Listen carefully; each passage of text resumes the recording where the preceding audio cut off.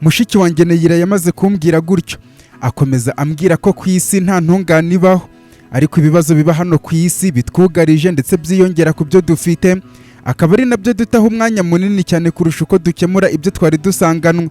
Nuko abantu twigira intungane mu gihe tubonye ikimeze nk'amakosa ku bandi bantu, tukita ku byo bakoze ako kanya wenda bitagize n'icyo bitwaye cyangwa se bitanatureba. Niho uzasanga umuntu w'umunyabibazo ku giti cye byaranamunaniye kubikemura, ariko kubera ko afite ubwibone n'ubujiji mu mutwe we agatangira kureba ibyo abandi batakoze neza, atangira kubajora ngo uriya avuga nabi, uriya ateye nabi, uriya afite umutwe mubi, amaguru mabi, amaboko mabi, uriya agenda nabi, yambara imyenda itamubereye cyangwa se ngo itamuhesha icyubahiro ngo igaheshe n'abandi. Ariko nyamara ibyo arimo kuvuga ari uguta umwanya yagakoresheje akemura ibibazo bimwugarije birimo ubukene, gukemura umubano we n'abandi. Mbese iby'ubu byabaye ibyaba bandi bareba amaso y'abandi bakabona harimo utwanda twayatokoje, bakirengagiza imigogo iri mu maso yabo bwite. Neyira akomeza ambwira ko nubwo ibyo biri mu kiremwa muntu kandi nawe akaba ari ikiremwa muntu, ntabwo agiye kwirengagiza ibyiza byose nakoze cyangwa se ibyo natumye abitwa ko bari mu byago nonaha kubera njye bagezeho, ngo nawe abe nk'ababonye ikosa nakoze kandi nkaba nanaryemera ubundi ngo ancire urubanza. Bityo yaransabye ko kuba narakoze ikosa aka kanya aba ari ibintu twirengagiza, ubundi mwemerere mubwira ko turi mu nzira zimwe kuko n'ubundi ibyo turwanira ni ibyacu. Uzashaka kutwiyungaho azatwiyungeho cyangwa se azabireke, kandi arabyizeye neza cyane ko aho dushaka kugera tuzahagira uko byagenda kose. Neyira yamaze kumbwira gutya amarangamutima yanganje cyane, nibaza uburyo mu bantu bose isanzure ryanzaniye harimo na mushiki wanjye unyumva cyane, ndetse muri ako kanya nibwo nari maze kubona ko mu bantu bose banyumva bakamfata uko ndi, Neyira ari uwa mbere kurusha abandi. Namwegereye muyambira nawe anyambira cyane mu byishimo byinshi, musaba imbabazi mubwira ko kwakira ubugambanyi bwa Venice ari ikintu kwakira cyangoye cyane, ku buryo uretse n'ibyo nakoze ahubwo numvaga no gupfa nakwipfira kubera ko byarangiye. Neyira nongera kumwibutsa bwa mbere mpura na Venice ndetse n'uburyo namwibwiye nkanamubwira inkomoko yacu, akatwizeza ko azaba ari kumwe natwe, kumbe uwo turimo kubwira ari we udushakira urupfu. Neyira nahise mwibutsa uburyo Venice yanze kwerekana ko ari we uri inyuma yo guhigwa kwacu, ubwo yatumaga ba Brian ngo bazatwice ku buryo tutazamenya aho byaturutse, ku buryo twebwe ibitubaho byose dukeka ko ari ibintu biri guturuka ahandi kuva tutazi, ariko ari we X urimo kuduhiga. Mbese muri make no kuba ikigero cy'urupfu rwacu cyari hafi cyane, kuko isaha n'isaha twari kwisanga mu menyo ye mu gihe tuzi ngo tugiye kureba umuntu wacu. Bityo kumva ko umuntu nk'uwo ari we wabahemukiye biragora cyane. Neyira nkiri kumubwira gutya ambwira ko ansaba ko nareka ibintu byo gushaka kumusobanurira, kandi numve ko nta muntu ndimo ideni ry'ibyo mazemo iminsi, cyangwa se ngo numve nkeneye gutanga ubusobanuro, kuko ndi ngewe wanyawe, kandi niba abantu bamfata nkanjye wanyawe mbere yo kumfatira icyo nabamarira cyangwa se ibyo nakorana nabo, ubwo abo nibo bantu banjye. Naho abantegerejeho kubana nanjye kubera ibyo nkora cyangwa se nzakora, abo ntabwo ari abantu banjye, kuko iteka abo bahinduka, kandi ibyo ndabizi cyane n'ingaruka byagize mu muryango wacu. Neyira yamaze kumbwira gutya ari nako kuzengurutsa ibiganza mu mugongo wanjye, ambwira ko iyo urebye amateka y'abasokuruza bacu kuva ku itangiriro, ibyago byagiye bibaho byinshi byagiye biterwa no kudashishoza ku bantu babana nabo. Bityo arifuza ko njye nawe twashishoza kuva aka kanya, ku buryo umuryango wacu tuzashyiramo umwitangirizwa uko byagenda kose, ntihazagire umuntu n'umwe ushobora kuba azabasha kwinjira mu buryo bumwe cyangwa ubundi. Mbese tuzubaka urukuta ku buryo ruzaba rufite igitinyiro, n'uwashaka kugira icyo yangiza bizamugore kugeza igihe afatiye umwanzuro wo kubyihorera. Neyira asoza ambwira ko keretse kandi niba nibagirwa ibyo ngenda mvuga, ako kanya turi aho ngaho turi kubera ibyo nakoze byo kumva ko ncitse intege. Iyo bitaba iby'ikirego ndimo cyuriya musore Apollo, ntabwo mba nkirimo nonaha, nta nubwo nari kumenya amakuru kuri cyo, kandi n'ubundi ntabwo bikuyeho ko ndi umurengezi w'abantu bafite ibibazo.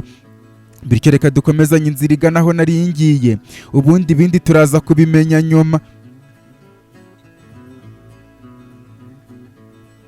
Ubwo twavuye aho turi ku muvuduko wihuse cyane, ariko njye na mushiki wanjye dufatanya amaboko tugenda munyuriramo muri make uko bimeze kuri Apollo na mama we ndetse n'ubuhemu bariya bagabo bakoreye papa we n'umuryango we. gahunda ubu akaba ari ukujya gutabara Apollo kugira ngo aticira abantu mu maso ya televiziyo, cyangwa se nanone ugasanga polisi n'inzego zishinzwe umutekano bihise biza kumutwara bakamufunga, ugasanga ibyo yarwaniye byose biburijwemo. Namaze kubwira Neyira gutyo arabyumva, tugenda twihuta cyane koko nk'uko twari tubiketse. Inzego z'umutekano zari ziri kuhagera, gusa kubera ko icyitwa umuvuduko ari ikintu cyacu twaracengeye kugeza ubwo twinjiye mu nzu intambara yakamejeje. Birumvikana abo bagabo basanzwe bafite n'udutsiko tw'amabandi abarwanira, ari nabo Apollo yarahanganye nabo. Mbere y'uko inzego zishinzwe umutekano zinjira, njye na Neyira twafashije Apollo gukubita abasore kuko turabahereza bidasubirwaho, kuko ba bosi babo bari bitsimbye inyuma yabo ngo babanze barebe ibijya mbere. Gusa mu gihe twari tugiye kubageraho niko inzego zinjiye, mpita nsaba Apollo na Neyira ko tuvaho ngaho tugataha, ibindi tukaza kubikurikirana nyuma. Apollo yambwiye ko iyo nzu ayimazemo igihe, bityo azi aho twasohokera ntihagire umuntu n'umwe udufata. Nuko umugabo umwe wari urimo gukurubana mama wa Apollo ngenda mukubita umugeri wo mu mugongo, abandagara ku ruhande mu mwambura mushyikiriza Apollo. Ari nako mu gutungurwa kwinshi cyane ntungurwa no gusanga ari wa mugabo twahuriye muri kampani ya Barebisi, bizwi ko ari we wafashije Fereyiro kurokoka akamuhereza Clara ngo ajye kumwitaho, none akaba yaratwimye ibimenyetso bigaragaza ibyabereye iwacu mu rugo ubwo nari mfite imyaka 8. Mu kubyibazaho cyane Neyira yahise amfata akaboko ambaza ikibazo gihari, ku buryo meze nk'urimo gutegereza inzego zishinzwe umutekano ngo zimfate zijye kumfunga. Aba aribwo ubwonko bwanjye bukanguka, ubundi duca inyuma tujya gusohokera mu karyango kari inyuma muri urwo rugo, kugeza tugeze hanze ubundi tukitiza amamoto y'amabandi y'abo bagabo, ubundi tuyakubita imigeri. Ariko amwe mu mabanda baratubonye ahita yinjira mu mamodoka n'amamoto batangira kutwirukaho. Moto nari ndiho metse Neyira na Apollo ahetse mama we twazikuyeho ku muvuduko uhambaye cyane, ari nako amabanda twirutseho ku muvuduko uhambaye cyane, dutangira gucengana mu mazu ari muri izo karitsiye, ari nako batangira kutumishaho amasasu ngo barebe ko badushyira hasi. Apollo aranyegera ambwira ko iwabo mu rugo nta muntu n'umwe uhazi, kubera ko birumvikana ubuzima bwe we na mama we bari babayemo ni ibanga rikomeye cyane kuva papa we yapfa, bityo dukora ibishoboka byose dukwepa ubundi tujye iwabo mu rugo nta muntu n'umwe uhazi. Apollo yamaze kumbwira gutya ambwira ko iyo karitsiye turimo yizi neza cyane, bityo njyewe icyo ngiye gukora ni ukumukurikira ku buryo akwepa aratugeza mu rugo amahoro. Ni nako byagenze, yagiye imbere nanjye ndakurikira, ndetse biratworohera cyane kuko twagiye duca mu mazu menshi ducengana, ari nako amabanda twirutseho. Ariko tugeze imbere amamoto tuyavaho ubundi tuyamanurira mu muhanda ujya kugwa mu muhanda munini, twebwe twitsimba mu ivene riri ibumoso. Noneho kuko amabandi yaturutse mu rindi korosi yahoreye nk'ibihubutsi amanukiraho agenda ajya mu muhanda mugari, natwe twambuka ako gahanda kari hagati mu mazu tujya mu ivene ry'iburyo, ubundi turongera turazamuka. Tugeze ku muhanda twavuyemo ubundi dutega moto zitugeza kuri kaminuza yigisha iby'ubuganga muri Kent. Bidatinze twari tuhageze, moto Apollo arazishyura, dufata urugendo rw'amaguru kugera ubwo twageze inyuma ya bwa busitani bw'iyo kaminuza. Ubundi twambukiranya umuhanda ugera mu gashyamba tugenda twitonze kuko nta wari ukidukurikiye, tugenda tugana iwabo wa Apollo aho batuye nonaha. Ubwo tugenda gutyo mama wa Apollo yahise avuga ko ako kanya aribwo agiye kubona ubutabera bwa Kentrone niba bukora koko, kuko abagabo biyemereye ko bagize uruhare mu rupfu rw'umugabo we, bityo nibadatabwa muri yombi arahita amanika amaboko abuze n'umwana we kuzongera kurwana. Mama wa Apollo yamaze kuvuga gutyo mpita mbona ko ari bya bindi by'ibicantege bitajya bibura mu buzima bwa muntu, nkuko nanjye ubushize byambayeho nawe umusaruro yiteze nutaboneka arahita akurayo amaso. Mbura icyo mubwira kuko nari mbizi ko buri muntu wese mu byo akora igihe kijya kigera akumva acitse intege, ariko ejo cyangwa ejo bundi ntabwo ajya buri mpamvu ishobora kongera kubyutsa ya gahunda ye yari asanzwemo agakomeza urugendo rugana imbere. Neyira yambajije ibyo ndimo gutekereza, musubiza ko muri bariya bagabo batatu barimo abo twagiye kurwanya, barimo wa mugabo ufite ibimenyetso bigaragaza mama wanjye Mariyamu na Rufusi barimo kutwica. Neyira mu kwikanga mbaza niba narebye neza, mubwira ko ariko bimeze. Abitekerezaho ntiyagira ikindi ambwira, ni nako twari turi kugera mu rugo kwa Apollo twinjira mu nzu.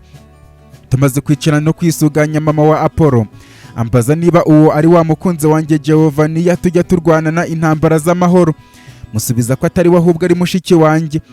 Mama wa Apollo mu gukomeza kutwitegereza cyane yaruhutse umutima avuga ati bwa mbere ubwo nagukubitaga amaso ejo mukigera ahangaha nakomeje kwibaza impamvu isura yawe iri gukomeza kunca mu maso, nubwo wenda umuntu akwitegereje adashishoje neza atabasha kubireba, ariko nkabona isura yawe rwose atari ubwa mbere nyikubise amaso, ariko nakwibaza ngasanga bitashoboka ko ibyo naba nkeka ariko bimeze. Mpita mubaza nti isura yanjye urakeka hari ahantu waba uyizi se? Aransubiza ati ubwo njye n'umugabo wanjye twamaraga gushakana, ni mu gihe umugabo wanjye yaratangiye kumenyekana rwose nk'umuganga ushaka kujya afasha abantu nta kiguzi abasabye. Hari umusore wari umaze iminsi agaragaye mu gihugu cyose avuga ko umuryango wabo warenganijwe, bityo agarutse kuwurwanirira yisubiza imitungo y'umuryango wabo. Ndetse uwo musore mu bintu byinshi yakoze harimo no gutera inkunga umugabo wanjye amwoherereza amafaranga y'imiti azajya akoresha, ndetse umugabo wanjye yajyaga no mu bitaro by'uwo muryango kugira ngo ajye guhura n'abaganga b'inzobere babikoramo. Uwo musore rero igihe kimwe yaje kudusura ndamwibonera n'amaso yanjye, ndetse n'abaturage bo mu gace kacu baramubona, ariko igihe cyarashize tuza kumva ko yipfiriye we n'umwana we w'umuhungu w'imfura, ku buryo abicanyi bashimuse umugore we ubundi bakamutega agatego bagahita bamwica. Apollo ahita avuga ati ibyo se urimo kuvuga si amateka y'umuryango wa ba Lewis? None se gutigeze umbwira ko Petroni Lewis yigeze guhura na papa wanjye mama? Wari warabigize ibanga? Mama we ahita amusubiza ati hari ibintu byinshi utazi wa mwana we, erega uracyari muto. Apollo ati hanyuma se ushaka kuvuga iki? Ngo uyu musore yaba ari Petroni Lewis wazutse se akaba angana gutya se? Mama we ati iyo niyo mpamvu mvuze ko bitashoboka nyine, cyangwa se ngo abe ari umwana we wa wundi utazwi. Noneho igitangaje ni uko iyo shusho ya Petroni Lewis n'uyu mukobwa avuze ko ari mushiki we nawe arayifite pe, kuko barasa cyane. Nuko ahita tubaza niba hari isano twaba dufitanye n'umuryango wa ba Petroni Lewis. Njye na Neyira turarebana tuzunguza imitwe duhakana tuvuga ko nta sano dufitanye. Ndenzaho mubwira ko wasanga ari kwa kundi abantu basa ariko badafitanye isano, cyangwa se ugasanga mama wacu hari ukuntu yigengewe na Petroni Lewis niba bari baziranye, ariko ntabwo yatubwiye ko baziranye. Namaze kuvuga gutyo Apollo amera nk'utunguwe, andeba indoro igaragaza ko ndi umunyabinyoma, ndetse ibyo yari ari gukora ku meza ategura amaji ngo tunywe arambika hasi. Ambaza impamvu mvuze gutyo ngo mama wacu ntabwo yigeze abitubwiraho, kandi ubwo twari hakurya y'amazi naramubwiye ko umuryango wanjye wose wishwe. Mu kwikanga mpita nshaka icyo mubeshya mubwira ko mvuze ko ntacyo mama yigeze kutubwira igihe yari akiriho kandi twari tukiri bato. Apollo akomeza ndeba cyane ubona ko ari kunkemanga, gusa arabyirengagiza. Nuko akomeza ibyo yakoraga, ari nako mama we yahise acana televiziyo. Twese dutungurwa no gusanga nta yandi makuru ari kuvugwa uretse kuba abagabo batatu barimo umuyobozi wa televiziyo na radiyo byigenga muri Kentrone bikomeye, umuyobozi wa kaminuza y'ubuganga ndetse n'umukuru w'ibitaro bose bahuriyemo imigabane yabo, nyuma yo kugaragara kuri televiziyo bari kwemera icyaha cyo kugira uruhare mu rupfu rw'umugabo w'igihangange wanditse amateka mu ntara yaratuyemo ku guharanira uburenganzira bw'ubuvuzi kuri buri wese. Bacitse inzego zishinzwe umutekano, ariko ubu bakaba barimo gushakishirizwa hose. Ndetse n'umuhungu w'umuyobozi wa kaminuza wakoraga ihohoterwa rishingiye ku gitsina, abakobwa abakorakora ndetse n'abaciraho imyenda, nyuma yo gukubitwa bikomeye n'umusore nawe ukurikiranweho kwica abantu babiri akabikorera live kuri televiziyo, nawe yaburiwe irengero, ariko nawe arimo gushakishwa kimwe n'uwo musore. Mu bandi baburiwe irengero harimo umusore witwa Apollo wari uri ku rutonde rw'abantu bagomba kwicwa n'uwo musore w'umwicanyi, nk'uko urwego rw'ubugenzacyaha rwakiriye ayo makuru nawe ubu akaba atazwi ahantu aherereye. Gusa leta ya Kentrone ikaba irimo gukora ibishoboka byose ngo ibyabaye ntibizongere kuba, ari nako abanyabyaha barimo gushakishwa ngo baryozwe ibyo bakoze.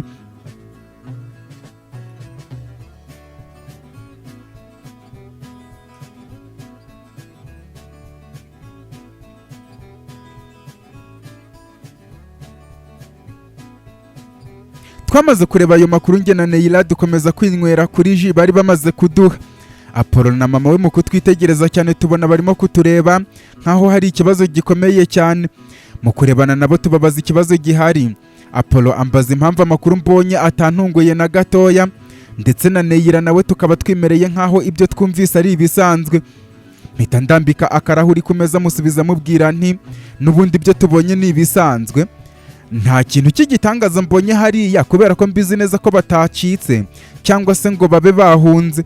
Aho bari harazwi, ahubwo bararinzwe bikomeye kugira ngo ibi bintu byose byabaye bizibagirane ubundi bongere bagaragare nta muntu ukibitayeho, byose kubera ko bafite amafaranga. None se icyantungura muri ibyo ni ikihe? Ibi ngenda bimenyereye rwose kuko abantu bafite imbaraga zihambaye bakingirwa ikibaba na leta, ubundi bagategereza ko abaturage bazabyibagirwa, cyangwa se bakazana andi makuru atuma abaturage bayahugiraho, noneho abakire bagakomeza gahunda zabo. Ahubwo njye nkimara kureba aya makuru ikintu narindi gutekereza ni ukubabwira ko tugomba guhindura uburyo bwo gukoramo iperereza kugira ngo noneho bazisange mu mutego batagomba gucika. None se musore muto, watekerezaga ko ibyo wakoze bihagije ngo ubwo wagaragaje ibibi bakoze ngo ubwo wamaze kwihorera?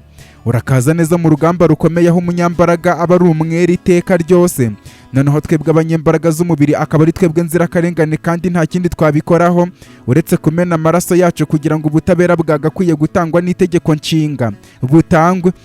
Nta kintu urakora, mbese ni nkaho utaratangira gutera n'intambwe n'imwe. Ese utekereza ko iyo tutarwana ngo twirebere ubutabera n'amaso yacu, Minisitiri w'Intebe yari kugira icyaba? Minisitiri w'Ububanyi n'Amahanga yari kugira icyaba se? Ba General Kelvin, ba Gareth Hayinizi bose utekereza ko hari icyo bari kuba? Niba ushaka ubutabera, ubwo butabera wifuza buri mu biganza byawe. Ibyo biganza byawe byombi uko ari bibiri nibwo butabera ukeneye. Ibindi byo wabyibeshyeho, kentrone yacu ntabwo ari uko nguko ikora. Namaze kubwira mama wa Apollo gutyo, nawe agahinda kabisha, ndetse mama we kwihishira biranga atangira gutamarira, kuko yatekerezaga ko ngo ubwo urugamba rwabo rurangiye bagatangira kubaho ubuzima bwabo, kuko ari nayo mpamvu bapanze umugambi wo kujya kwiyerekana mu rugo tuvuyemo ubwo twari mu ntambara na bariya bagabo batatu. Neyira ahita amwegera amukora mu mugongo amuhumuriza amubwira ati humura mubyeyi, nta kitagira iherezo n'ibi bizagira iherezo. Ariko na babandi banditse amagambo y'Imana banditse ku isi izabamo imibabaro idashira. Rero ni ahacu ho kurwana kugeza amagara yacu ashize, cyangwa se ubutabera tukabwitangira. Niba mwumva mukeneye ubutabera, uyu niwo mwanya mwiza wo guhaguruka mugatangira urugamba nanone, kuko nibwo rugiye gutangira. Neyira yamaze kuvuga gutyo, Apollo na mama wari nako agahinda gakomeza kubica cyane, mu gihe bo bari bazi ngo tayari urugamba rurarangiye, kumva intambara nta nubwo yari yanatangira. Bivuze ko ubuzima bwabo buri mu kaga gakomeye cyane, aho Apollo ubu atajya ku ishuri kuko bahita bamubona bakamufata kuko ubu arimo gushakishwa. Ndetse yewe na mama we byari bizwi ko yapfuye kuva kera hose, akaba yigaragaje bazi ngo ibintu byagiye mu buryo, kumbe ubu bamufashe bakosora amakosa bakoze nabi. Ikirenze ibyo ngibyo, ubu abantu bakorera leta barimo inzego zishinzwe umutekano ndetse na polisi bakorana na bariya bagabo b'abakire, nibo bari kuri misiyo yo gushakisha Apollo na mama we kugira ngo babice. Buri iki gihe bafashwe bizagaragaza ko bari mu maboko y'inzego zishinzwe umutekano bajya kwicwa nabi cyane. Ibyo nabitekereje ari nako mbibabwira, babyumvise ubwoba burabataha cyane. Mpita mbwira Apollo ko ari indwanya, ariko ntabwo bivuze ko nta ntege nkeya agira. Bamufatiraho kuko mama we ubu ari mu kaga gakomeye, kandi nawe arabizi ko bamuciye iryera bamugirira nabi. Igisigaye ni ugusiga mama we muri urwo rugo wenyine aho abantu batamuzi, noneho we ave aho ngaho, wenda tujye tumucungisha ijisho nawe akomeze gahunda ze. Apollo mu kababaro kenshi yarize avuga ko atarazi ko ibintu bizagera kuri urwo rwego. Ngiye mu kumwitegereza mubona muri ya shusho ya myaka nari ndimo ubwo natangiraga kwigomeka muri Moriya, ndetse n'undi mwaka wakurikiyeho mbere gato na nyuma gato yo kwinjira muri kaminuza. Mbese kano gakino ntarakamenyera neza. None nawe yisanze igihe yarazi ko yakoze ibishoboka byose, kumbe nta nubwo bihagije.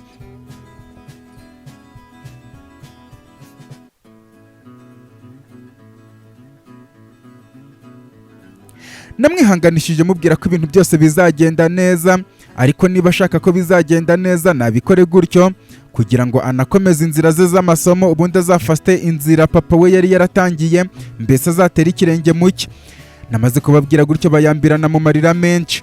Apollo atangira kuzenguruka inzu yose areba impande zose. Mubaza ibyo arimo kureba, ambwira ko mu nzu batuyemo yashyizemo amakamera ahantu hose, uretse mu cyumba cye n'icya mama we, ku buryo bivuze ko aho ari ho agiye kujya acungira mama we, ndetse anareba hanze ikintu cyaba kigiye kumutera wenda atanga ubutabazi imbere yaho. Mu guhangayika kwinshi yamaze kuvuga gutyo, ari nako tumubwira kwizera ko nta kintu kizamubaho na gito.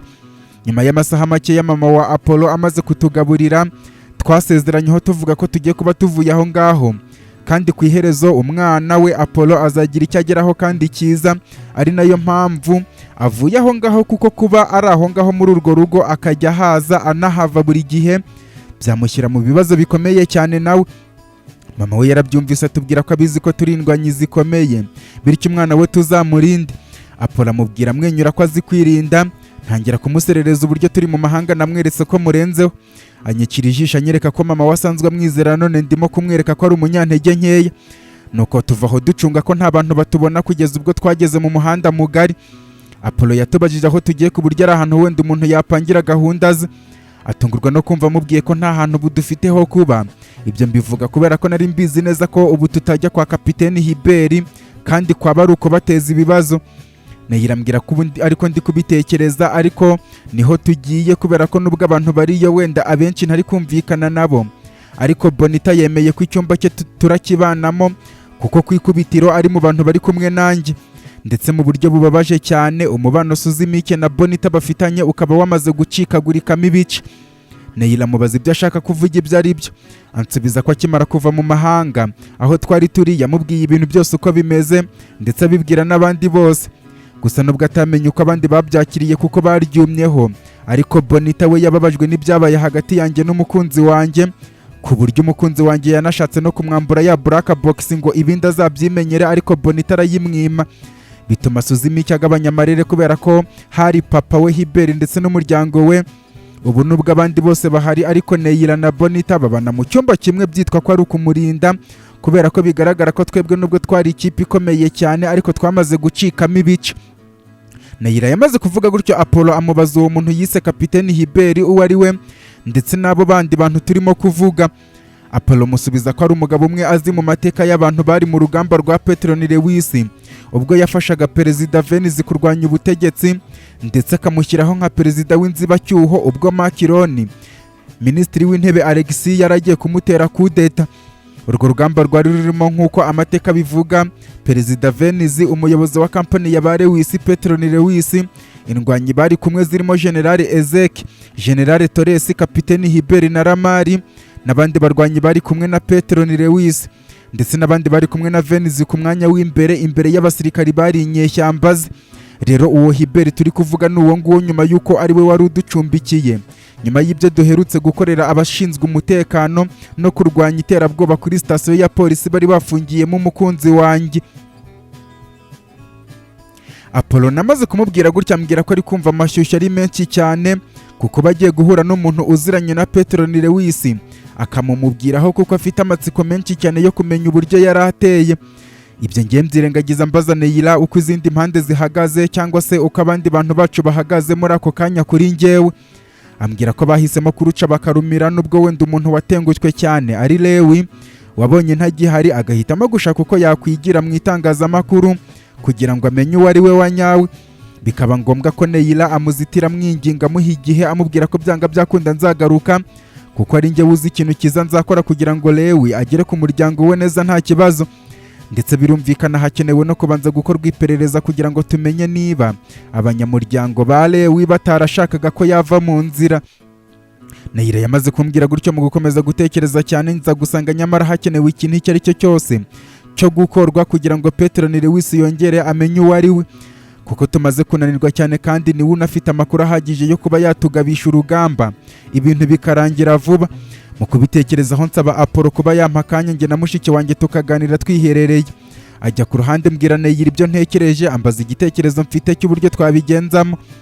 Neyila amusubiza ko nari nzi ko wenda Petron Lewis naramuka ageze mu nzu byabereyemo azahita yibuka byose, ariko ntabwo ariko byagenze, ari nacyo cyankize mu rujijo kikananca n'intege nyinshi. Nibaza ikintu cyabiteye, ndetse nari nanazi ko nagera muri kampani ya ba Lewis nabwo azibuka. None byarabaye ntihagire ikintu na kimwe kibaho. Ikirenze ibyo akaba yarabonye kuri Mariyamu nabwo ntihagire ikintu yibuka. Bityo ndi gutekereza ko amahirwe amwe yonyine dusigaranye yo gutuma papa wacu agaruka ari ugukora ikintu kimwe. Neyila mbaza icyo kintu icyo ari cyo, musubiza ko njyewe ubwonko bwanjye bumpa neza igihe byabaga uburyo muri salo twarimo hari hameze. Bityo ikintu cyo gukora ni ukujya muri iriya nzu, ubundi ibintu byose tukabitondeka neza neza uko byari bimeze ubwo Mariyamu na Rufusi bazanaga papa hariya, njye na Fereyiro na Ariana tukamukurikira. ku buryo wenda papa bibonye byamwereka ishusho y'uburyo byari bimeze bikamukangura ubwonko.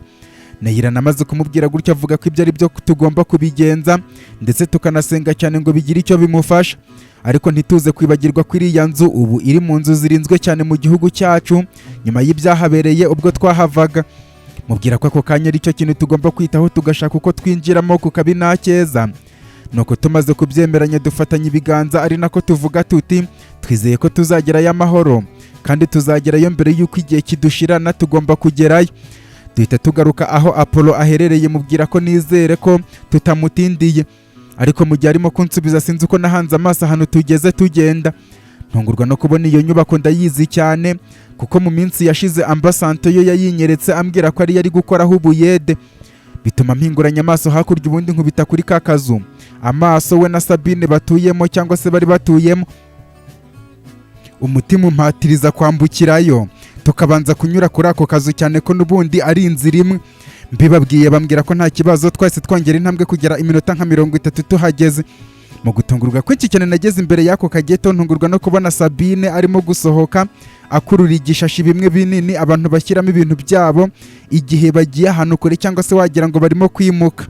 Sabine nkimubona ahita mbona nawe arekura cya gishashi azansatira. Njyewe mbizi neza ko ibintu bitagiye kugenda neza kubera ko mbizi neza ko anyanga cyane. Njye nagema kubera ko ari twe twabanyujije mu buzima barimo ubu ngubu.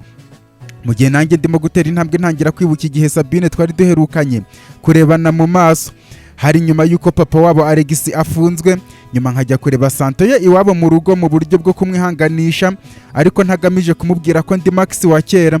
Ubu kurikiyeho aribwo twaje guhura n'ubundi ngasanga Santo ye we atarigeze anyitwaraho inabi kuko nk'umuntu nari nzi ko anyumva.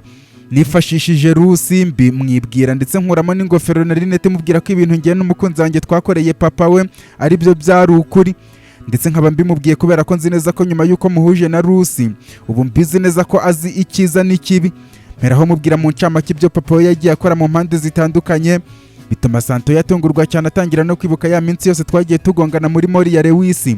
Burya ko nari murenzeho ahubwo njyewe nkikisha bugufi, ari nayo mpamvu mu minsi yashize twahuye akambwira ibimwerekeyeho nta kibazo kandi abizi neza ko ndi Max ku buryo ubu asanzwe azi ko ikintu cyose nkora kiba gifite impamvu, ari nabyo byatumye muhamagara akanyita batazuyaje.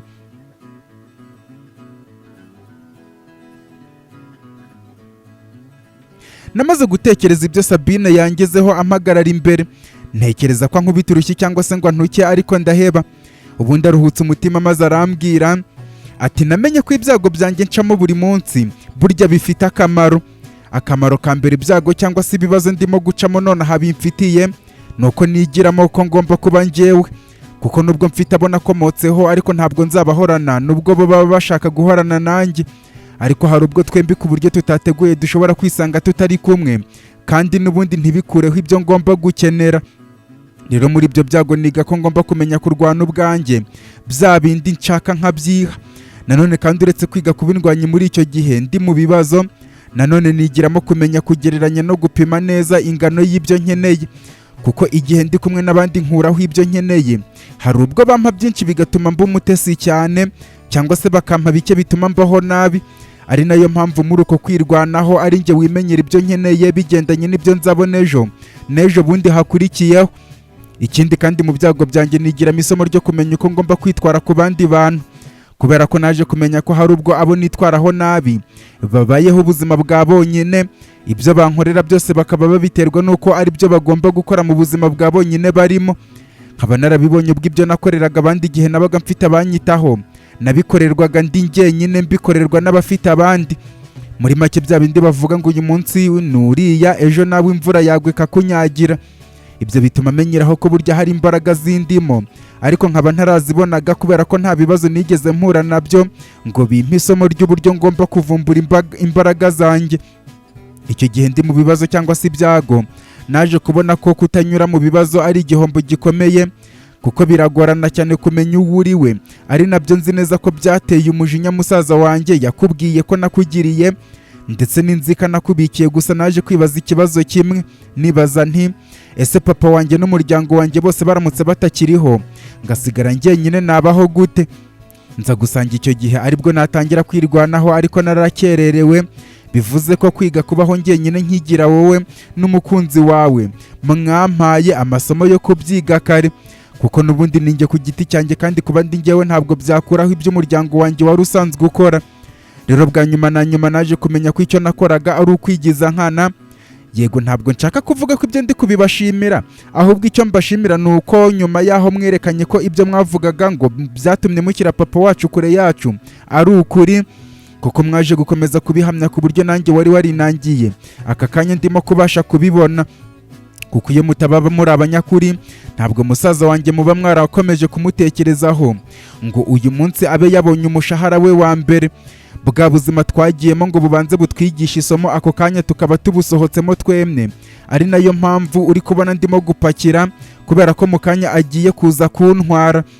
Ibyo byose maze kubitekerezaho ndetse n'ubuzima bwose nanyuzemo kuva papa wacu yafungwa, kubera ko umutima wanjye winangiye nta kindi kintu na kimwe nakoraga uretse kumenya ko kuneka ahantu Maximilian na Giovanni baherereye cyangwa se bashobora kuba barakoreye intambara, kugira ngo nzajyeyo ubundi mpakura akamenyetso kose gashoboka gutuma mbata muri yombi cyangwa se ngatamaza buri wese, kubera ko mu buzima busanzwe isi n'ibyayo bitarampindukana nari umushinjacyaha mwiza cyane abantu benshi batangiye kwishingikirizaho.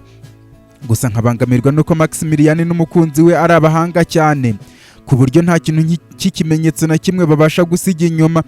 Musaza wanjye amaze kubona akazi akambwira ko ari Maximilian wakamuhesheje, ubwonko bwanjye bwahise butangira kwikaraga, aho nari nicaye mu gasoko ndimo kugurisha uducogocogo nibaza nti ko ngera ahantu Maximilian na Giovanni baba barwaniye intambara ikomeye cyane nkabura akamenyetso na kamwe, ubundi nigeze ntekereza ku mpamvu nimwe baba bagiye kurwana.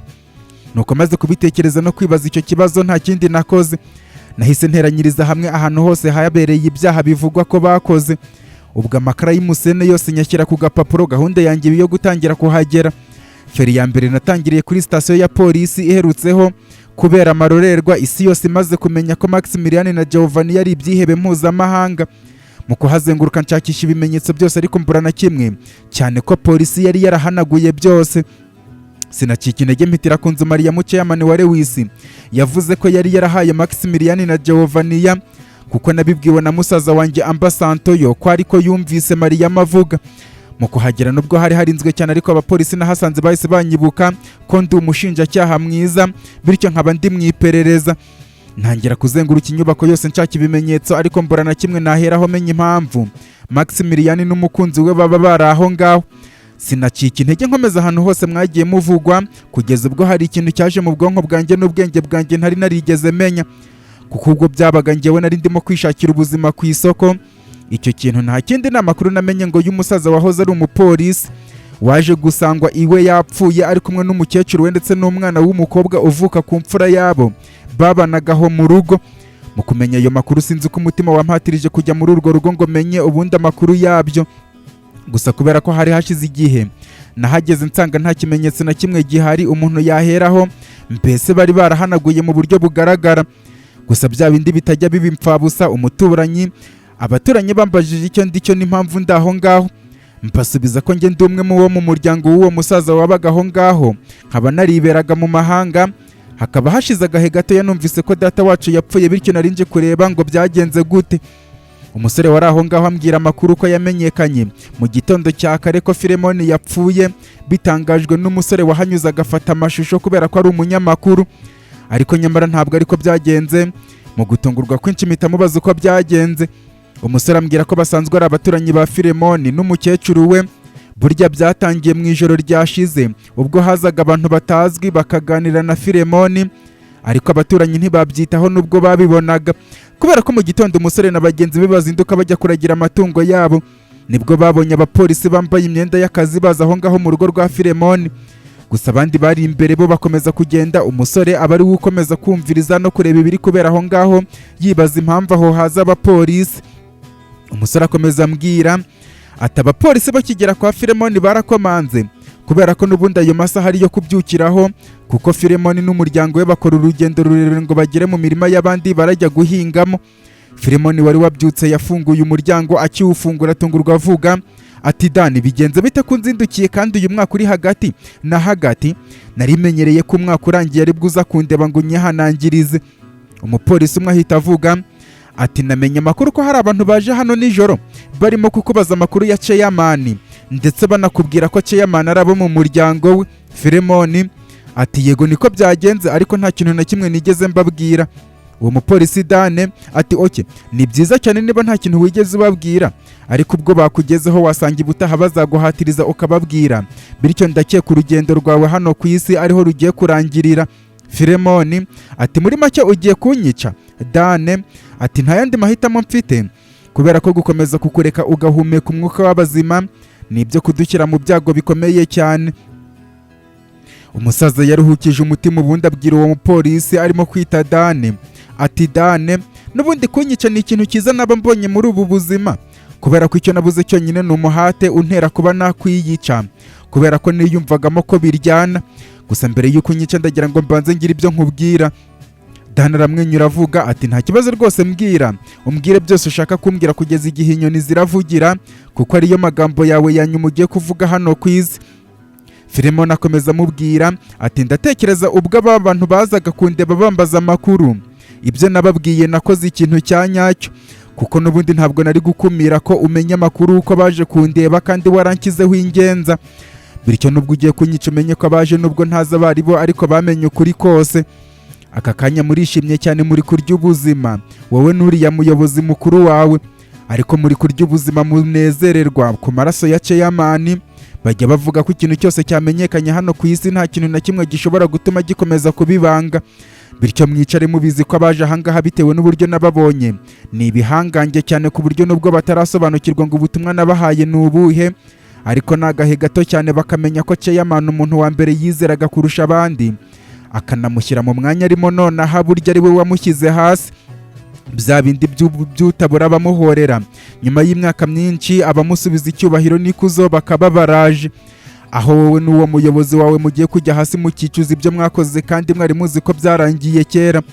Ikindi kandi nubwo mu byo nababwiye ntigeze mbabwira ko ari wowe muntu wari uhagarariye abasirikare n'abapolisi bishe bagenzi babo ubwo byabaga, ariko nabyo bazabimenya, aho uzamenyekana nk'umupolisi w'ikinyamaswa wishe bagenzi be kugira ngo unezererwe igihe gitoya cyane kuko umunezero waharaniye kiriya gihe ubu ngubu urimo kurangira. Ubwo ntabwo mvuze andi mabanga nsanzwe nkuziho cyane ko nawe ubwawe ubyiyemerera ko nzi gukora iperereza, aho wishe umugabo w'inshuti yawe magara nako wakwizeraga cyane, umubyeyi wabyaye umukobwa wabyaranye na Chairman. Mbese muri make ntabwo abaje bavuga ko ari abanyamuryango ba Chairman ntabwo bazakugirira impuhwe na nkeya kuko Chairman wamugenzeho kuva kera cyane wica umuryango ukomokaho imfura ye kubera gusa imitungo wari ugiye guhabwa. Mbabajwe cyane n'umuryango wawe ugiye kubaho mu marira kubera ubugugu bwawe, nubwo ntizeye neza ko abanyamuryango ba Chairman nawo bazawugirira imbabazi. Ngaho nyica Mana, uragashimwa ko ugiye kunduhura imiruho y'iyi si, nubwo ntabura kukurenganya ko wari waratinze nkaba narayihinamiriyemo kandi nari igihangange gikomeye. Umusaza Filemoni yamaze kuvuga gutyo, umupolisi witwa Dane ahita amukubita icyuma mu nda, mu ijosi ndetse no mu gahanga ahinguranije mu jisho.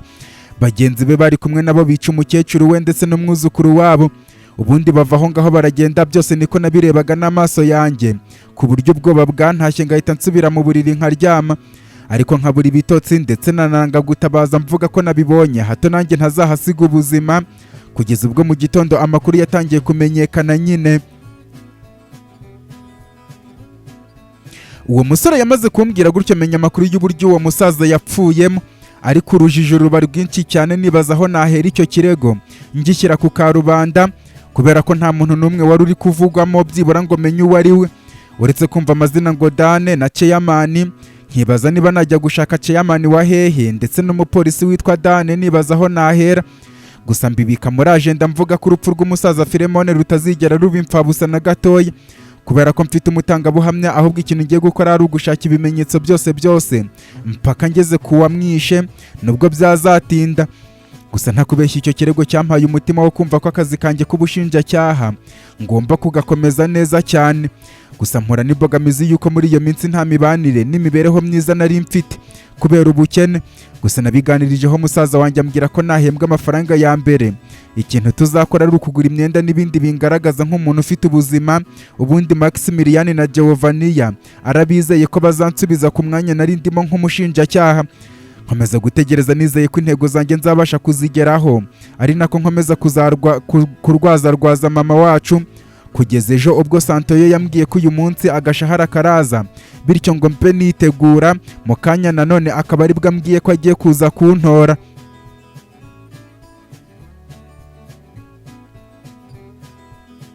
Amba Sabine yamaze kutubwira gutyo njye na Neira ndetse na Apollo tumuteze amatwi. Mu gihe ategereje ibyo tumusubiza, ntungurwa no kumva imodoka ivuza ihoni. Mu guhindukiza amaso ntungurwa no kubona ari imodoka iriho ibirango bya kampani ya Lewis. Mpita menya ko ari Santoyo yohereje ngo ize gutwara mushiki we bajye mu bundi buzima. Gusa biranshimisha cyane ku rwego rurenze urugero uburyo Santoyo atekereje umuryango we nyuma yo kuba general manager wa kampani ya Lewis, nkuko byibura nari namwifurije ko yabona akazi akava mu bukene. Mu gihe ndimo kubitekerezaho, twese twatunguwe no kubona ari Santoyo mwenyewe wisohokeye mu modoka, ndetse akimara gusohoka mu mwanya wa shoferi ntungurwa no kubona azengurutse ajya gufungurira undi muntu. Twese dutungurwa no kubona ari mushiki wanjye CEO Krista Lewis afunguriye, yambaye neza ku rwego rurenze urugero, ndetse akimara kumufungurira twese dutungurwa no kubona Krista ahaye Santoyo akabizu ko kwitama. Nge sinabitekerezaho cyane kuko ukwezi ni kunini cyane, kuko habayemo ibintu byinshi kandi bitandukanye. Ubwo ko baza badusanga niko Neira yari yatwawe cyane no kubona Kristera amwitegereza cyane, kugeza ubwo batugezeho akomeje kumushungerera cyane. Amaze kutugeraho Neira kubera gutwarwa, nahise mbona ko nta kindi kiri kumukurura uretse isano y'amaraso. Yagiye guhobera Kristera, mpita mufata mureba mu maso, nawe ashigukira hejuru, ahita amera nk'uwibutse ko ako kanya atari akanya keza. Santoyo mu kumbona atungurwa avuga ati Maximilian bimeze bite? Kristera mu kubyumva atungurwa abaza niba ndi Maximilian koko. Santoyo aramwikiriza. CEO Kristera aza nsanga ambwira ati ndakwinginze aha hantu ndi njyenyine, mama wanjye ntawe uhari. Ndahirira ko atari wowe n'umukunzi wawe mwaturikirije ibisasu muri kampani yacu. Ndakwinginze mbwira ko atari mwebwe kuko nakwicwa n'agahinda. Kristera yamaze kuvuga gutya ari nako yageze aho ndi, amfashe ibiganza byanjye antakambira mu marira menshi. Ako kanya mfungura umunwa ndamubwira nti CEO Kristera, aka kanya kuko nakubwira ko atari njye n'umukunzi wanjye twabikoze, ushobora kunyizera wenda kuko ari byo washakaga kumva, umutima wawe ukabyizera kubera ko mbikubwiye, kandi nawe washakaga kumva mvuga ko atari ukuri koko. Ariko nyamara ku rundi ruhande hari ibimenyetso bigaragaza ko njye n'umukunzi wanjye tutabikoze, ndetse na Santoyo ibyo bimenyetso arabizi. Namaze kuvuga gutyo, Santoyo ahita yikanga yumvise ko azi ibimenyetso bigaragaza ko atari twebwe twakoze amabara muri kampani yacu. N'abari aho bose baratungurwa cyane, barimo Kristera wahise yibaza uburyo Santoyo yaba abizi akaba atarabitanze ngo turenganurwe. Njyewe mpita mbibona ko Santoyo kwakunda abantu bose batajya batekereza akantu ku kandi bitewe n'ibihe barimo, ako kantu atigeze agatekerezaho, ari nayo mpamvu nawe atunguwe cyane. Ndetse Sabine mu kubyumva aratungurwa mu buryo byamubabaje cyane, kumva ko Santoyo ashobora kuba yaraduhemukiye kandi twaramufashije, kimwe na Apollo wari uri aho ari kumva ibyo tuvuga ariko atazi ibijya mbere. Nuko mbonye bose baguye mu rujijo mpita mvuga nti ndabona mwese mutunguwe kumva ko Santoyo afite ikimenyetso cyaturenganura ariko akaba ataragitanze. Ariko ku rundi ruhande ntabwo ariko bimeze, si uko Santoyo adashaka ko tutarenganurwa, nuko nawe icyo kimenyetso nubwo akizi ariko ntabwo aka kanya aratekereza ko cyaturenganura na gato. Namaze kubabwira gutyo, Santoyo mwibutse ubwo yadusangaga muri kampani, uburyo twahitiye mu gikoni ngo abone amafunguro, abone kujya kurinda CEO Kristera, uburyo twasanzemo abicanyi bakanatubwira imipangu yabo. Santoyo yamaze kubyibuka ahita avuga atari kuzi ko ndi umuswa mubi. Iyi minsi yose maze iminsi ndi gutekereza ikintu nakora ngo nereke Chairman ko Maximilian n'umukunzi we atari bo bakoze ibisasu byo guturitsa kampani, kumbe byose biri imbere yanjye. Santoyo yatangira kwibutsa CEO Kristera ya masuku bakoze mu gikoni cya kampani, amubwira ko ibiryo byamenetse burya ari twe twabikoze. ahita avuga ko amakamera yo mu gikoni agaragaza neza uburyo twasanzemo abagabo barimo kuroga ibiryo tukabakubita kugeza batwibwiriye imipangu yabo. Nubwo wenda amajwi atavuga ariko ni ugushaka abahanga mu gusoma iminwa y'abantu igihe barimo kuvuga bakamenya buri jambo ryose baba bagiye kuvuga n'iryo bavuze. CEO Christella yamaze kubyumva ahita anyambira cyane, ambwira ko yari abizi ko biriya bintu ntabikora. Mu kunyambira nyamara ngiye mu mutwe wanjye nta kindi kintu cyahise kizamo uretse kukuba nibiramuka bikunze bakereka Mariyamu ko atari twe twabikoze. Arahita atangira gushidikanya kuri Perezida Venice, ahubwo asigara yibaza impamvu Venice yatubeshyeye ndetse abone ko Venice ari we wakoze biriya byose agaturitsa ibisasu muri kampani, cyane ko Torres mu bantu bari gukekwa aka kanya ntawe urimo, bivuze ko we ari ikibazo cyanjye n'ikipe yanjye. Noneho ibyo bize gutuma Mariyamu ubwe anyihamagarira ambwira ko ankeneye cyane, mbese yongera ngarurira icyizere. Noneho sasa igihe nari naramuhaye cyo kumwiga no kumenya ibyo byose ngo nzamwihorereho kibe kirangiriye aho ngaho, kuko noneho namara kungirira icyizere aribwo mpita mushyira hasi bidasubirwaho, yongere kwisanga ari hasi atananyitabaza ngo ngire icyo mufasha. Ibyo namaze kubitekereza ndamwenyura cyane, ndetse nshimishwa n'uburyo mushiki wanjye Christella ubwe ari we ugiye kwitangirira misiyo yo kwihorera kuri mama wacu atanabizi ko ari muri misiyo. Nuko aheraho ambaza amakuru y'iminsi n'uburyo mbayeho muri iyi minsi, mubwira ko ndi kubara ubukeye ariko byanga byakunda nzamera neza. CEO Christella ambwira ko ikintu cya mbere agiye kwitaho ni ukunsubiza inzu yacu, abashinzwe umutekano bayiriho bayiveho, kandi ntihagire umuntu uzongera kunyinjirira mu buzima, kuko aramenyesha n'inzego zishinzwe umutekano ko ndengana.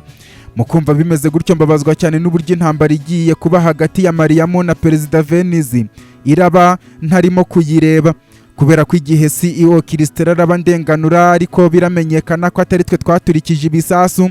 Noneho Mariyamu mu kubyumva akeke ko ari Perezida Venice wabikoze. CEO mu kumenyesha abantu ko atari twebwe twabikoze, Venice atangire gukinga ikibaba adashaka ko bimenyekana ko turi inzirakarengane, ndetse ashake kuvana Mariyamu mu nzira kimwe na Christella bose kugira ngo asigare asagamba, bityo babe bihugiyeho twikorera utuntu twacu. Mu kubitekerezaho nabanje mbwira CEO Christella na Santoyo ko uwo turi kumwe ari Apollo, akaba umunyeshuri muri kaminuza yigisha ibijyanye n'ubuganga, imwe imaze igihe iri kuberamo imyigaragambyo. Akaba ari ku rutonde rw'abantu wa musore umaze kwica abantu 2 kuri televiziyo ashaka kwica, bityo akaba ari kumwe natwe. CEO Christella mu kubyumva yahise asuhuza Apollo, amubwira ko mu gihe gishize abaye CEO yaguye kuri agenda Chairman Petron Lewis yandikagamo buri kantu kose akoze kuva yagera muri kampani nka Chairman. Akaba yarasomyemo ko hari umuganga w'umugiraneza yakundaga gusura nawe mu ntara akamusura bagahura. Rero uwo munsi nibwo yamenye ko byanga byakunda Apollo ashobora kuba ari umwana w'uwo mugabo. Nyuma y'amakuru yacicikanye, Apollo azunguza umutwe avuga ko mama we ariko yamubwiye mu kanya gashize.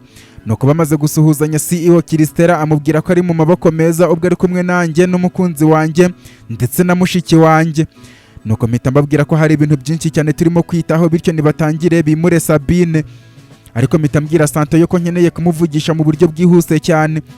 Ako kanya Neila, Amba Sabine, CEO Christella na Apollo bagiye kuzana ibikoresho byose bya Amba Sabine mu kageto.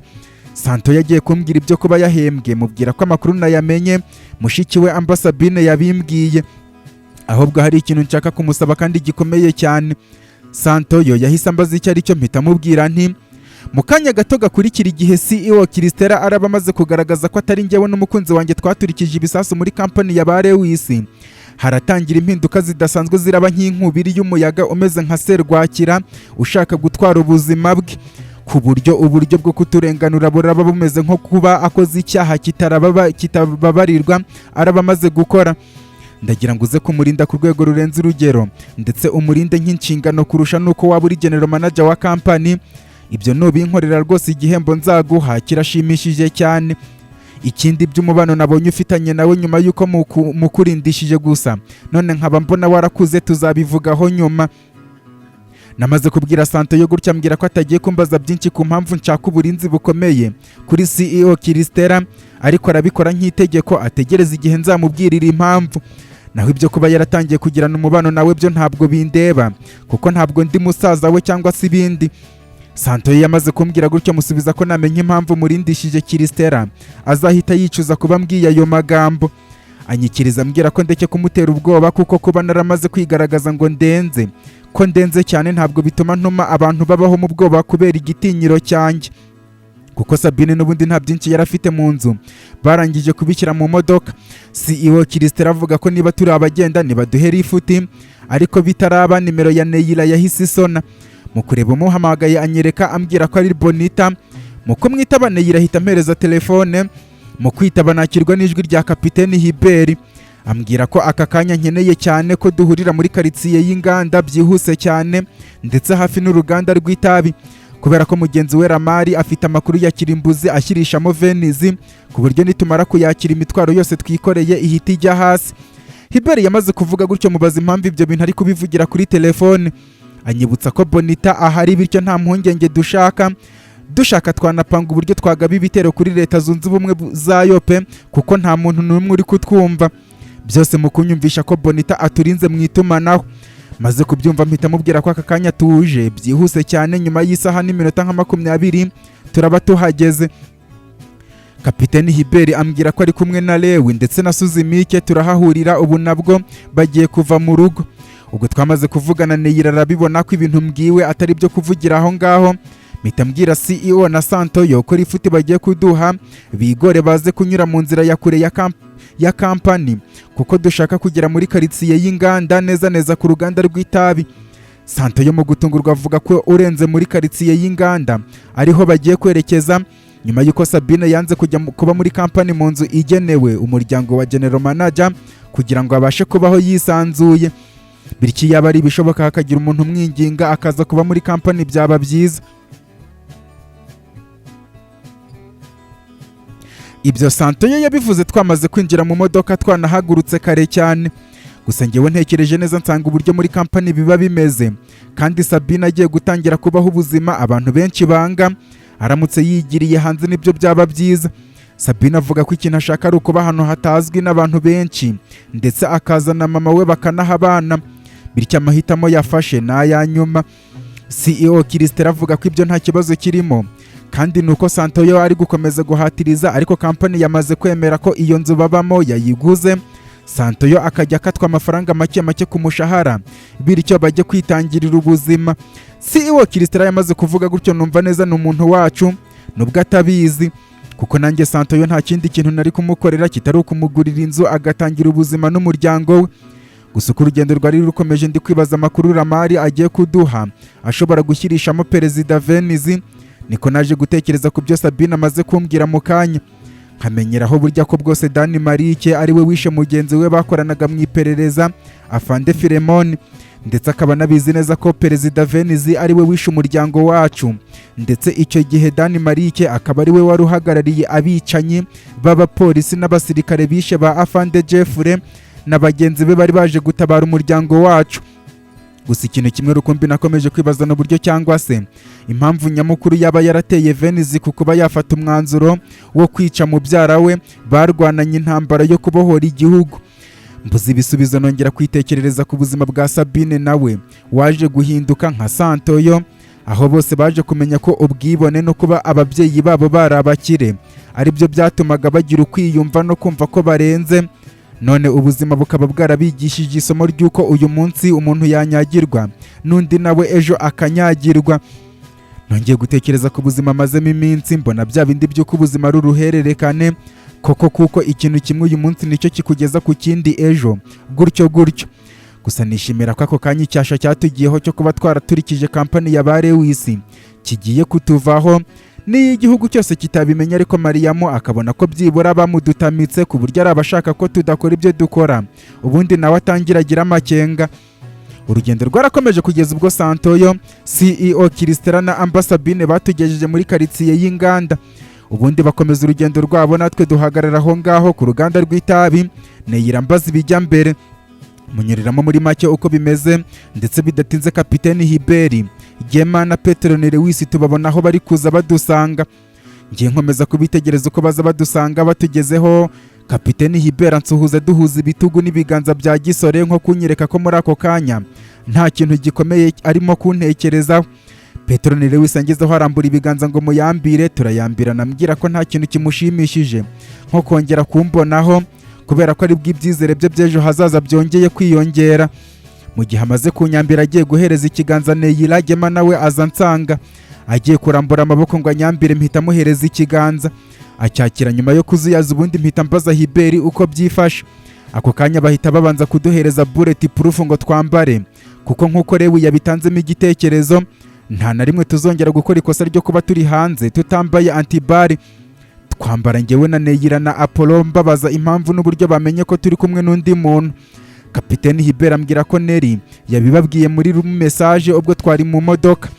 Nuko tumaze kwambara, Hiberi atubwira ko ubwo yaganiraga na Ramari yaje kumuganiriza ibintu tumaze igihe turi gucamo. Ubundi Ramari amaze kubyumva ababazwa cyane no kuba Venice yarahindutse muri ubwo buryo, bityo akomeza kumuneka kugeza ubwo hari amabanga yamaze kumumenyaho. Kapiteni Hiberi akirimo kumbwira gutyo natunguwe no kubona ikintu kije kimwikubitaho mu gituza, ndetse ahita ajya mu birere, ubundi agwa hariya hakurya. Mu kwitegereza neza aho giturutse ntungurwa no kubona ari isasu, kuko nahise mbona mudahushwa ari hakurya mu nyubako. Gusa mu kuzengurutsa amaso mbona n'umwe uhari, ngihuze cyane ndi muri ibyo nanjye numva ikinkubise ngo nka hariya hakurya, ndetse mudahushwa bigaragara ko afite umuvuduko mwinshi cyane. Twese yaturashe amasasu adushyira hasi, ku buryo ndi kumva mu gituza wagira ngo bakubisemo amabuye y'amatare kandi aremereye cyane, bigaragaza uburemere bw'iyo mbunda iturashe. Mu gihe nkiri guhanga amaso hirya no hino ngo ndebe bagenzi banjye bose baryamye hasi, niko batunguwe nanjye ntunguwe cyane no kubona Apollo ntawe uhari. Mu kugerageza kumuhamagara ngo menye irengero rye, ariko ijwi ryanga gusohoka kubera ukuntu igituza cyandyaga cyane. Nkiri kubitekerezaho natunguwe no kubona imodoka izidusanga aho turi, ndetse tugeze imbere irahagarara, havamo abagabo 4 bambaye imyenda bigaragara ko ari abakomando bafite imbunda. Ubundi twese baratuzenguruka. Mu gihe nkirimo kwibaza ibyo ari byo, narebye iruhande rwanjye aho Kapiteni Hiberi aryamye arimo kundeba.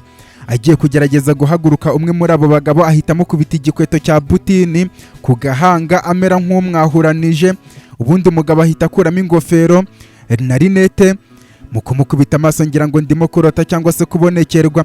Ntangira kwikoraho ngo numve niba ndi muzima, ariko nsanga ndi muzima. Ntangira kwibaza uburyo ndi muzima, mbese ndiho, ariko uwo mugabo akabaje atwataka ashaka kutwica, kandi nari nsanzwe nzi ko ari mugenzi wacu. Ibyo mu kutabyiyumvisha neza natunguwe cyane, narebye Kapiteni Hiberi ntungurwa no kubona bya bindi by'amarira y'umugabo atemba ajya mu nda. We byanze ahubwo agwa hasi mbireba, bimwe bigaragaza ko umugabo kandi ukomeye agize agahinda kubera ibyo abonesheje amaso. Ibyo byose nta kindi cyari kibiteye uretse kuba twese twari dukubise amaso Kapiteni Ramari ari wuzanye igikundi cy'abagabo bashaka kutwica nk'uko bigaragara. Mu gihe tukiri muri ibyo, Ramari yasutamye imbere yanjye na Kapiteni Hiberi aruhutse umutima maze aravuga ati, iteka mu buzima buri muntu wese agira amahitamo igihe akiri kuri iyi si. Rero aya niyo mahitamo yanjye uko mubibonesha amaso yanyu. Nta bintu byinshi nshaka kuvuga, reka nizere ko niba habaho ubundi buzima aribwo ibi tuzabiganiraho cyangwa se ibindi. Warakoze kumbera inshuti nziza Hiberi, kimwe n'umuryango wawe. Ni ukuri byari byiza kumenyana nawe. Nuko arahindukira arandeba maze ahita avuga ati, harya ngo urashaka guhorera umuryango wawe ndetse na papa wawe? Ntabwo uzigera ubigeraho kubera ko uyu ni umunsi wawe wa nyuma hano ku isi, bityo ngo uhaye amahirwe ya nyuma yo kugira ijambo rimwe gusa ubasha kuvuga nonaha, ubundi nkuruhure ngo iyo miruho waciyemo ku buryo ushaka kurimbura igihugu cyose kuberayo. Kapiteni Ramari yamaze kuvuga gutyo, twese twamaze kumenya ko ari umupangu wa Perezida Venice. Mu gihe ngiye kugira icyo mubwira ako kanya ntungurwa no kumva ijwi rivugira hejuru yacu. Mu guhinduranya amaso ntungurwa no kubona ari papa wacu Petero ni Lewis. Noneho ubwoba burantaha cyane kubera ko ubwo yagwaga hasi, rinete n'ingofero byose byamuhishaga isura byari byamuvuyemo, ku buryo bwo namukubitaga amaso na Ramari nawe yahise azamura amaso akamukubita amaso. Ramari agahita yikanga asimbuka nk'ubonye umuzimu cyangwa se umudayimoni.